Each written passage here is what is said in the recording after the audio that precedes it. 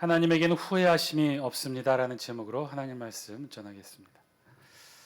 어느 사무실에서 개업을 준비하고 있었어요. 이제 막 새 사업을 시작하니까 여러 가지 준비할 것들이 많겠죠. 개업식 당일날 여러 곳에서 화환이 와서 직원들이 분주하게 화환을 정리하고 배치하고 있었어요.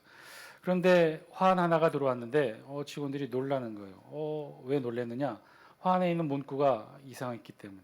뭐라고 적혀 있었냐면 평안히 잠드소서. 이름을 보니 이 사장 친한 친구가 보낸 화환 같은데 분명히 이 꽃집에서 잘못 배달을 한 거죠.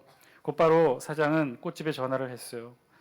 항의를 합니다. 그러자 실수로 인정한 꽃집이 이렇게 하소연합니다. 사장님, 우리가 실수를 했네요. 화환이 잘못 전달된 모양입니다. 하지만 화만 내지 마시고 한번 상상해 보세요. 오늘 어딘가에서 장례식장이 열리고 있을 터인데 거기에 배달된 꽃에는 새로 자리 잡으신 걸 축하합니다 라는 화한 메시지가 갈 것 아닙니까? 나도 걱정입니다. 우리 살면서 참 많은 실수를 하죠. 왜 이렇게 실수가 많은지 모르겠어요. 실수를 하지 않으려고 노력해도 잘 실수하는 게 우리 인간들인 것 같습니다. 어제 방송 프로를 보다가 유재석 씨 그 유명한 프로 뭐죠? 유재석 조세호가 하는 유퀴즈 언더블럭인가요?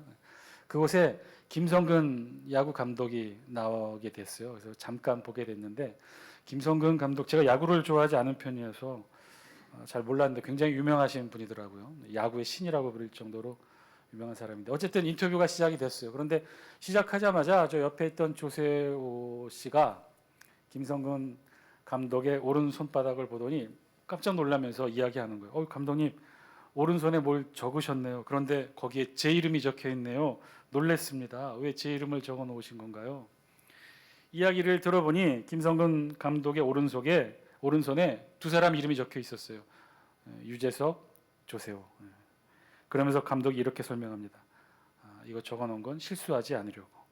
예전에 결혼식 주례를 보는데 신랑 신부의 이름을 잘못 말해서 실수한 적이 있어서 그때부터는 사람 이름 실수하지 않기 위해 항상 오른손에 적는다고. 왼손잡이시거든요. 그러니까 오른손에 적었다는 거죠.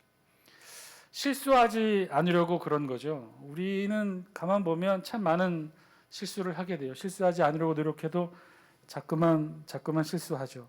여러분들은 어떠세요? 여러분들은 실수 안 하시나요? 제가 전에도 말씀드렸다시피 우리 치킨집에 전화를 해서 뼈 없는 순살 치킨 주문하고 싶은데 메뉴가 떠오르지 않아요. 그럼 뭐라고 주문하죠? 저 뭐였더라? 살 없는 치킨 한 마리 주세요. 딸이 집에다가 전화를 해요. 엄마가 받았어요. 근데 딸이 뭐라 그래요? 엄마 지금 어디야? 본인이 집에다 전화하고 집에서 엄마가 받았는데 엄마 어디야? 라고 묻죠. 미자원 가서도 우리 잘 실수해요. 우리 어떻게 실수하죠? 우리 남자들은 가서 그냥 이렇게 말하죠. 머리 좀 다듬어 주세요. 그러는데 그 말이 생각이 안 나서 머리 좀 쓰다듬어 주세요. 다음 주 금요일이 무슨 요일이야? 뭐 이런 실수. 얘들아, 나 제주도 타고 비행기 간다. 우리 인간들 참 많이 실수합니다. 실수에 대한 사전적 의미는 조심하지 아니하여 잘못함 이렇게 규정이 되어 있어요.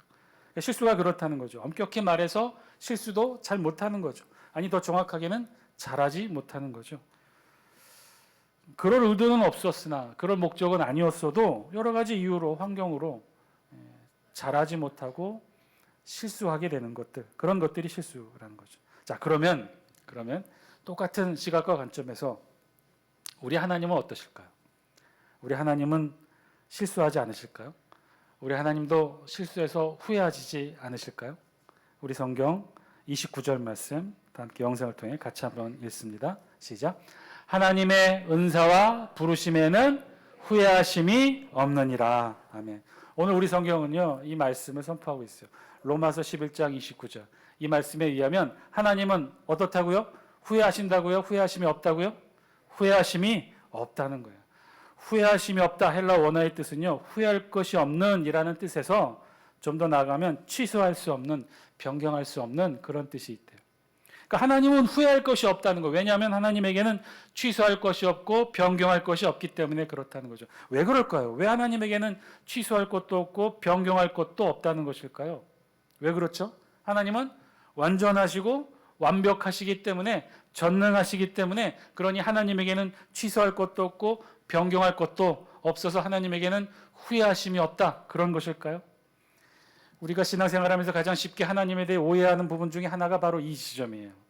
정말 하나님은 그렇게 완전하시고 완벽하시고 전지전능하실까요? 정말 그러실까요?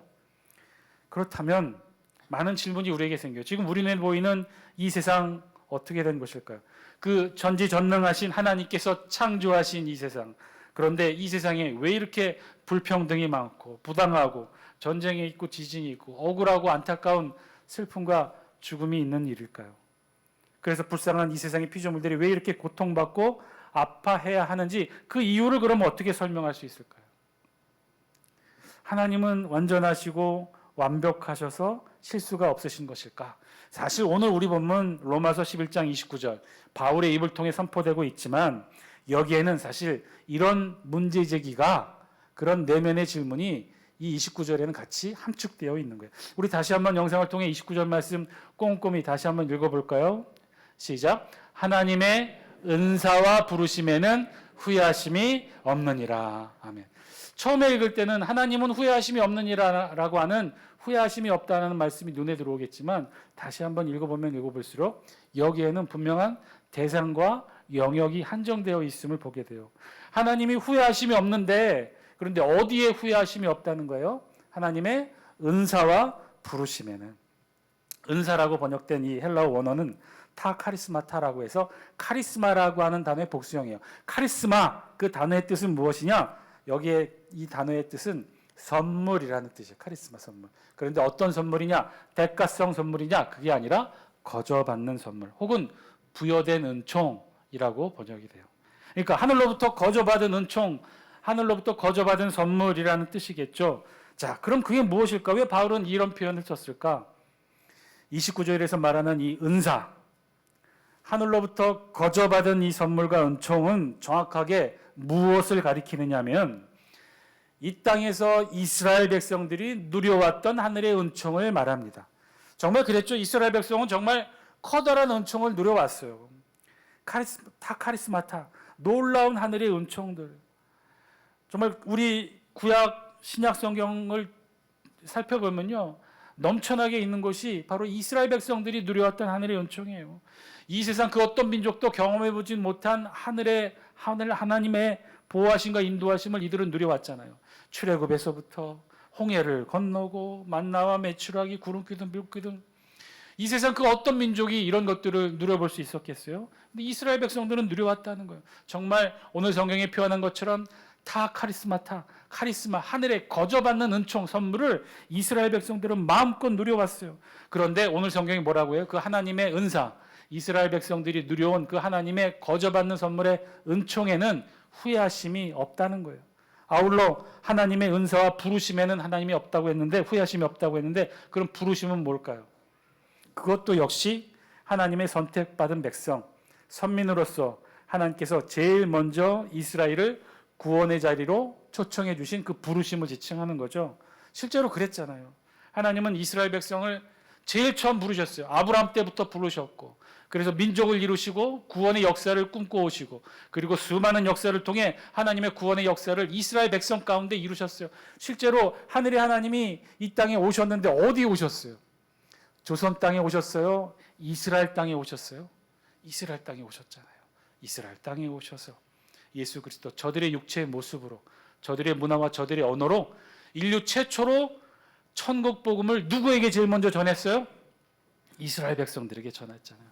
그 최초로 받은 부르심의 은총, 하나님의 은사와 하나님의 부르심의 은총을 이스라엘 백성들이 그렇게 누려왔는데, 그런데 여기에는 하나님의 후회하심이 없다는 거예요. 하나님은 실수하셔서 취소하거나 변경할 수 없다는 거예요. 그럼 무엇 때문에 바울이 이렇게 선포하고 있는 것일까요? 그저 하나님은 완전하고 완벽하고 전지전능하니까, 그러니까 하나님에게는 후회하심이 없다고 말씀하고 있는 것일까요? 아니에요. 그렇지 않아요. 오히려 반대의 질문이 있었기 때문에 지금 바울을 통해 이렇게 이야기하고 있는 거예요. 그 반대의 질문은 뭐냐면, 이 세상에 많은 사람들이 혹시 하나님이 후회하고 계시지는 않을까라는 질문과 의심을 품게 되었다는 거예요. 누구에 대해서? 이스라엘에 대해서. 왜요? 이스라엘이 그 놀라운 하나님의 은총과 은사와 부르심의 축복을 누려왔는데, 그런데 지금 현재 이스라엘의 위치가 어때요? 그렇게 수많은 하나님의 은혜와 기적과 은사들을 체험한 이스라엘 민족이 정작 지금 어떻게 되어 있어요? 복음에서 가장 멀어진 민족이 되어 있지 않습니까? 그렇게 하나님이 공들여 이스라엘 백성들을 갖고 오고 키워오고 인도해 오셨는데, 그런데 이스라엘이 지금 정작 어떻게 했어요? 제일 먼저 그들의 백성에게 나타나셔서 그들에게 제일 먼저 천국 복음을 전파하신 예수 그리스도를 저들 이스라엘은 배척했고, 배척한 것에 멈추지 않고 그 예수 그리스도를 십자가에 못 박아 죽이기까지 했잖아요. 그런 이스라엘을 보면서 하나님은 어떠하셨겠느냐 말이지. 하나님 혹시 후회하시지 않으셨을까? 왜 내가 이스라엘을 선택해서 이런 결과가 되었을까라고 하나님이 혹시 후회하시지 않았을까? 지금 그 질문에 대한 답을 하나님은 바울을 통해 로마서 11장 29절을 통해 말씀하고 있는 거죠. 수천 년을 이스라엘 백성들은 메시아를 기다려왔잖아요. 수천 년 동안 하늘의 은사와 은총을 경험하고 직접 저들 가운데 오신 예수 그리스도, 그 직접적인 예수님의 콜링을 저들이 들었는데도 불구하고 배척하고, 지금도 하나님 앞에 복음에서 가장 멀리 있는 저 이스라엘을 하나님 후회하고 계시지 않을까? 그런데 그에 대한 답 뭐라고요? 바울을 통해 들려주신 하나님의 답은 뭐예요? 아니라는 거예요. 그 질문의 답은 아니라는 거예요. 하나님은 절대로 후회하심이 없다는 거예요. 왜냐하면 하나님에게는 이스라엘을 향해 베푸신 하나님의 은사와 부르심에는 취소할 수도 없고 변경할 수도 없는 아주 중요한 이유가 여기에 있다는 거예요. 그것이 무엇일까요? 바울은 그것을 오늘 성경을 통해 신비라고 표현합니다. 우리 다 함께 25절 말씀 영상을 통해 함께 읽습니다. 시작. 형제들아, 너희가 스스로 지혜 있다 하면서 이 신비를 너희가 모르기를 내가 원하지 아니하노니, 이 신비는 이방인의 충만한 수가 들어오기까지 이스라엘의 더러는 우둔하게 된 것이라. 아멘. 한마디로 신비라는 거예요. 그 신비를 너희가 알기 원하는데, 이 신비가 무엇이냐? 이방인의 충만한 수가 들어오기까지 이스라엘의 더러는 우둔하게 되었다는 거예요. 이방인의 충만한 수가 들어오니까 이건 무슨 뜻이에요? 이방인의 많은 숫자가 구원받은 백성으로 들어오기까지 이스라엘의 더러는, 이스라엘의 대다수 백성들은 복음을 배척하게 되었다는 거예요. 이스라엘이 복음에서 멀어짐으로 이방인의 충만한 숫자가 구원받게 되었다는 말씀인 거죠. 그리고 이 말씀의 의미는 이스라엘이 결국 구원에서 멀어지게 되었는데, 그런데 그렇게 멀어지게 됨으로 말미암아 어떤 일들이 일어난 거예요? 이방인의 충만한 숫자가 구원받게 되었다는 거예요. 자, 그러면 결국 이스라엘이 구원에서 멀어지게 된 것을 하나님이 후회하실까요? 후회하지 않으실까요? 계속해서 나 혼자 질문하고 나 혼자 답변하는 거죠. 하나님이 후회하실까요? 후회하지 않으실까요? 이스라엘이 이렇게 복음에서 멀어졌어요. 그토록 하나님의 은총과 축복을 받아왔는데, 그토록 제일 먼저 하나님의 부르심을 받았는데 복음을 배척하고 이렇게 복음에서 제일 많이 멀어졌어요. 그런 이스라엘을 보고 하나님이 후회하실까요? 안 하실까요? 왜요? 왜 하나님이 후회하지 않으신다는 거예요? 그럴 수 없다는 거예요. 만약에 정말 만약에 하나님께서 그런 이스라엘을 보고, 구원에서 멀어진 그 이스라엘을 보고 후회하셨다면 결과가 어떻게 돼요? 그 이스라엘 보고 후회하신 그 후회하심으로 인하여 이방인인 우리가 구원받게 되었다는 거 아닙니까?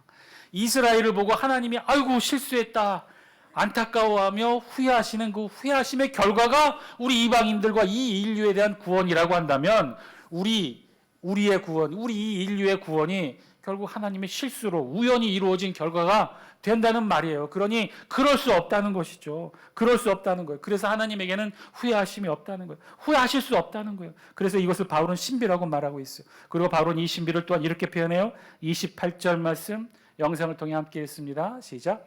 복음으로 하면 그들이 너희로 말미암아 원수된 자요, 택하심으로 하면 조상들로 말미암아 사랑을 입은 자라. 아멘. 복음으로 한다면 그들이 너희로 말미암아 원수된 자라는 거예요. 이스라엘은요 하나님의 미움을 받는 자들이라는 거예요. 미움을 받게 됐다는 거예요.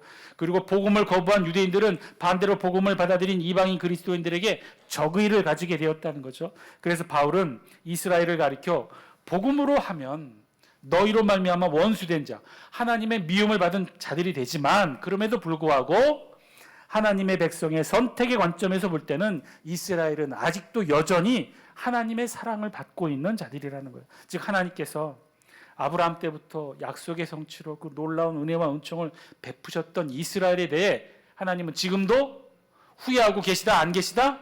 후회하지 않고 계시다 하는 거예요. 아니 후회하실 수 없다는 거예요. 바울이 예로 들고 있는 이스라엘의 복음의 배척과 이방인의 구원 문제에 있어서 더욱더 그러하다는 거예요. 이스라엘이 그토록 하늘의 은혜와 은총을 받았지만 정작 예수 그리스도를 배척하고 십자가에 못 박기까지 한 것에 대해 하나님이 후회하시지 않을까? 않다는 거예요. 아니 아니어야 한다는 거예요. 왜냐하면 그로 인해서 우리 이방인들이 구원을 얻게 된 것인데 우리가 얻은 구원의 축복이 그럼 하나님의 후회하심의 결과, 실수의 결과, 우연히 일어난 사건이 되고 마니까 그럴 수 없다는 거죠. 자, 그러면 다시 처음 질문으로 돌아가요. 하나님은 그래서 후회하심이 없다고 그랬어요. 하나님은 실수하심이 없다고 그랬어요. 하나님은 실수하지 않는다고 하셨어요. 자, 그렇다는 것은 결국 하나님이 완전 무결하시고 실수가 없고 완전하다는 것을 말씀하는 것일까? 하나님이 그렇게 완전 무결하고 전지전능하신 하나님이기 때문에 컴퓨터처럼 더 정확하게 이 세상을 그럼 그렇게 지금 다스리고 섭리하고 계신 것일까요?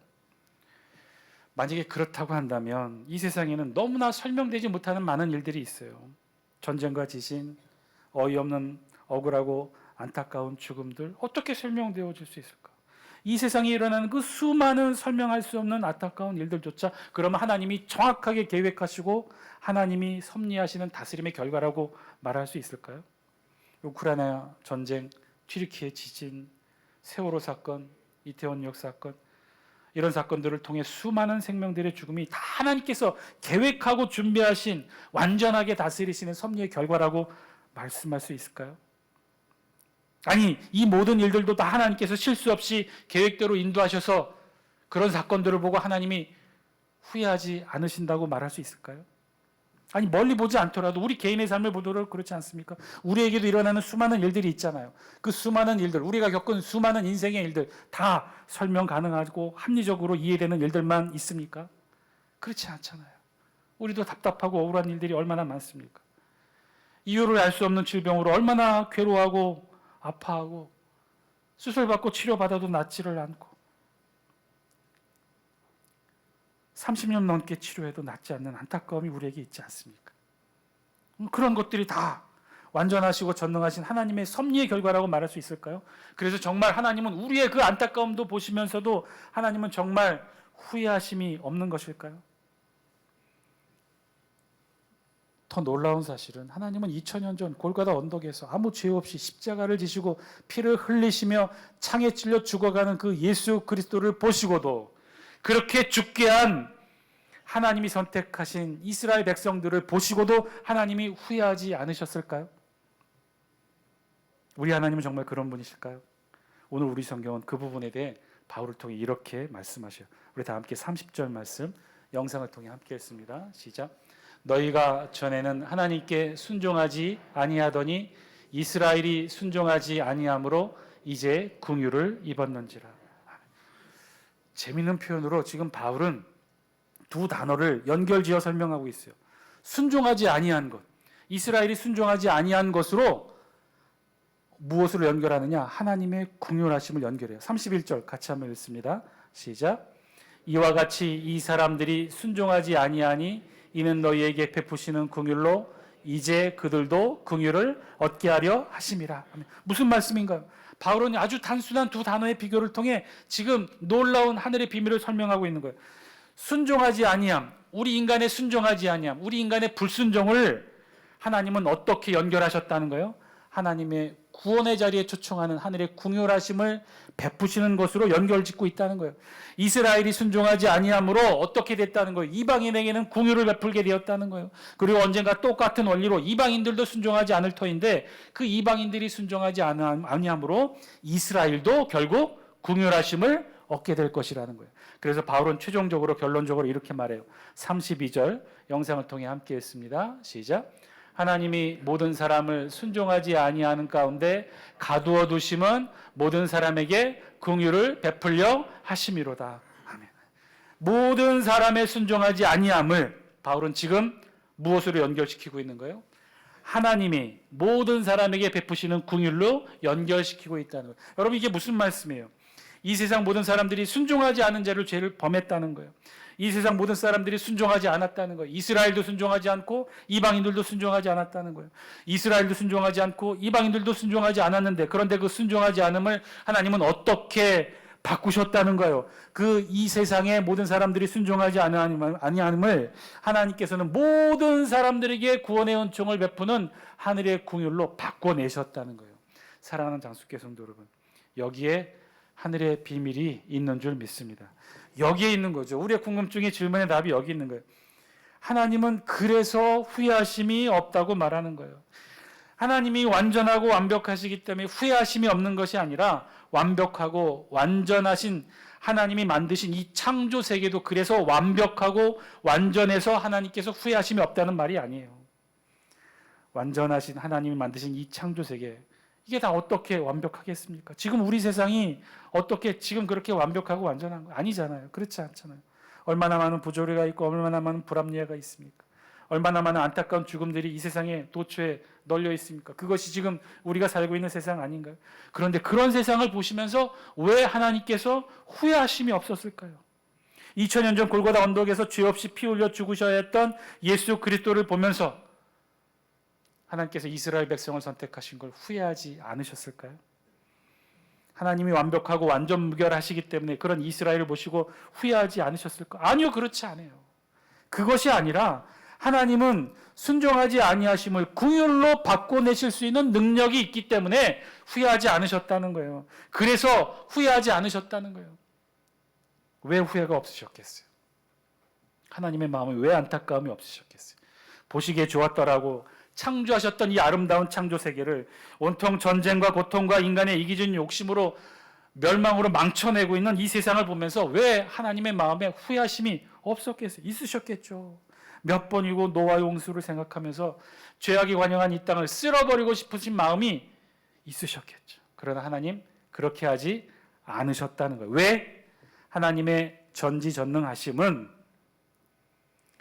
우리 인간의 순종하지 아니하는 그 불순종의 죄까지도 하늘의 긍휼하심과 은총으로 바꿔내실 능력이 있기에 하나님은 후회하지 않으셨다는 거예요. 인간의 욕심, 죄악, 불순종, 탐욕조차도 하나님은 그것들을 들어서 이 세상을 베푸시는 하늘의 긍휼로 은총으로 바꾸시는 능력이 있으니까 후회하지 않으셨다는 거예요. 그리고 실제로 그렇게 하셨어요. 이스라엘의 불순종을 안타까워하거나 눈물을 흘리며 후회하지 아니하시고 그것을 그대로 들어서 어떻게 하셨어요? 인류 구원의 긍휼의 은총으로 바꿔내셨다는 거예요. 사랑하는 장수교 성도 여러분, 오늘 말씀을 통해 우리에게 주신 하나님의 음성 저와 여러분들이 들을 수 있게 되기를 바랍니다. 오늘 말씀과 같이 우리를 향한 하나님의 마음도 후회하심이 없는 줄 믿습니다. 우리를 향한 하나님의 마음도 후회하심이 없다는 거예요. 아니, 후회하시지 않으신다는 거예요. 왜 후회하심이 없겠어요? 우리의 안타까운 모습들을 보면 왜 하나님께서 눈물을 흘리지 않으시겠어요? 우리의 어려운 현실을 보면서도 눈물을 흘리시겠지만 이 자리에 이렇게 예배드리고 또다시 돌아서서 죄를 짓는 우리의 어리석음을 보면서도 하나님 안타까워하시고 후회하시겠죠. 그럼에도 불구하고 하나님 후회하시지 않으신다는 거. 왜요? 우리의 이 어려운 일들, 안타까운 일들, 돌아서면 죄를 지을 수밖에 없는 우리의 이 연약함들을 하나님께서는 무엇으로 바꾸실 수 있기 때문에 우리를 향해 베푸시는 하늘의 구원의 은총과 축복의 긍휼로 바꾸실 수 있는 능력이 있기 때문에 하나님은 후회하시지 않는다는 거예요. 사랑하는 장수교 성도 여러분, 이 하나님의 신실하심을 믿으시는 여러분 되시기를 주의 이름으로 간절히 축원드립니다. 하나님은 똑같이 예수 그리스도를 골고다 언덕에 못 박고 끝까지 불순종한 이스라엘을 들어서 후회하고 눈물 흘리지만 않으시고 그들을 들어 오히려 인류 구원의 역사의 길을 여셨던 것처럼 오늘 똑같이 우리를 향한 하나님의 그 마음도 똑같다는 거예요. 저와 여러분들 하나하나를 보시면서 하나님은 후회하지 않으신다는 거예요. 안타까워 눈물만 흘리지 않으신다는 거예요. 왜요? 오늘은 우리에게 간절한 기도의 제목이 되는 이 기도의 제목이 결국 먼 훗날 우리에게는 하늘의 구원과 긍휼과 축복의 은총으로 하나님이 바꾸어 주실 것이니까 그런 능력이 하나님에게 있으시니까, 그러한 모습으로 지금까지 저와 여러분들을 지켜주셨으니까 하나님은 결코 후회하지 않으신다는 거예요. 사랑하는 장숙계 성도 여러분, 하나님이 후회하지 않으시면요, 우리도 후회하지 않으시길 바랍니다. 우리도 낙심하지 않게 되길 바랍니다. 지금은 비록 힘들고 연약하지만 우리의 간절한 기도의 제목이지만 언젠가 하나님이 우리를 회복시켜 주실 것입니다. 질병을 치유하여 주실 것이고 우리의 문제를 해결하여 주실 것이고 답답하게 눌러있는 오늘의 우리의 문제들 하나님이 축복과 은총으로 바꿔 주실 거예요. 하나님이 이 세상을 다스리시고 섭리하시는 방식은 그런 방식인 거죠. 이 세상 우리 인간들의 죄악을 하나님은 들어서 인류를 향한 구원과 축복과 긍휼의 은총으로 바꿔 주십니다. 그렇게 이 세상을 경영하고 섭리하셨듯이 오늘 저와 여러분의 삶도 그렇게 다스리시고 섭리하여 주실 줄 믿습니다. 다 함께 기도드리겠습니다.